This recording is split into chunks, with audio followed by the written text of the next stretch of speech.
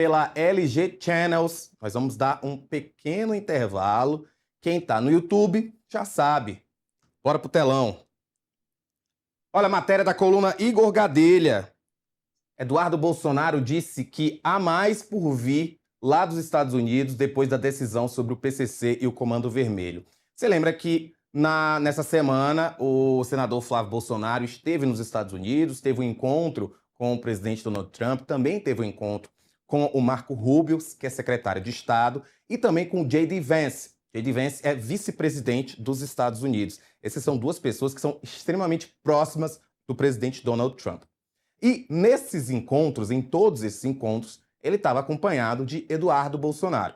Eduardo Bolsonaro, que desde fevereiro do ano passado se autoexilou nos Estados Unidos, vive lá, é investigado aqui no Brasil por conta das ações que ele tem tido nos Estados Unidos, é acusado de trazer aí consequências em relação às atividades dele contra ministros do STF, em relação às tarifas. E agora, depois do anúncio do governo norte-americano de que o PCC e o Comando Vermelho vão ser classificados como organizações terroristas, o Eduardo vem e diz isso, de que há mais por vir. Vamos saber aqui os detalhes na coluna de Igor Gadelha.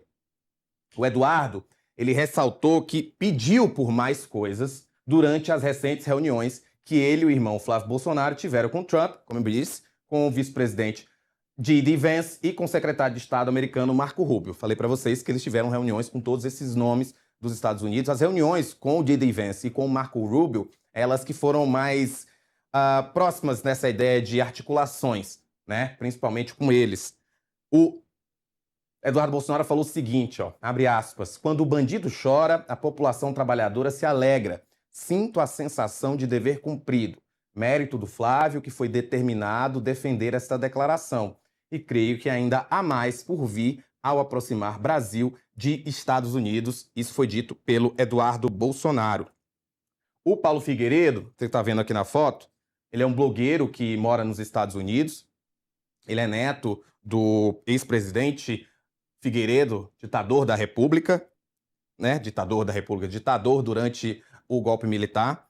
E ele disse o seguinte, ele falou que acompanhou o Flávio e o Eduardo nas reuniões lá na Casa Branca, contou que um dos pedidos foi de retorno da Lei Magnitsky contra o ministro do STF, Alexandre de Moraes. Você lembra que essa lei que foi determinada e foi usada contra Alexandre de Moraes no ano passado, ou seja, eles novamente pedem para que o ministro Alexandre de Moraes receba essas sanções baseadas na Lei Magnitsky.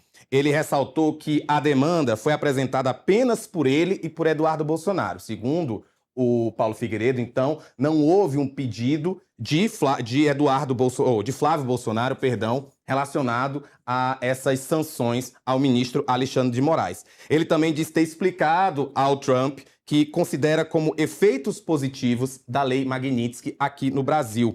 Ele disse que um desses efeitos, né, que foi avaliado pelo Paulo Figueiredo, é a aposentadoria antecipada do ministro Luiz Roberto Barroso. Lembra que Barroso pediu para deixar o Supremo Tribunal Federal no ano passado. Desde então, o Supremo está só com 10 ministros. Né? Houve a tentativa do Jorge Messias se tornar ministro do STF, mas houve aquela derrota histórica contra o governo Lula.